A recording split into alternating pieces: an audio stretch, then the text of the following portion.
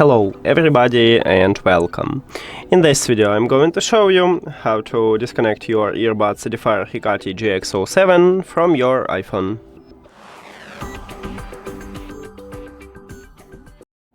You have to start by open settings and then go to the Bluetooth. At the device list, click the information icon near to your earbuds. And right here at the third line we have a button, Disconnect. And you need to tap at this button. But before I tap on it, I will tell you the difference between disconnect and unpair.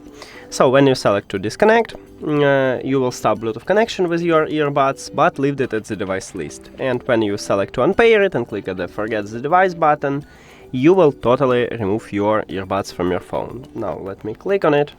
And now, as you can see, I just stopped Bluetooth connection, but still have it at the device list, so I can easily reconnect them when I need it by just tap on them. If these headphones do not connect it with another device, of course. Thank you for watching this video. If you found it helpful, please consider subscribing to the channel and leave the like on the video. See you later!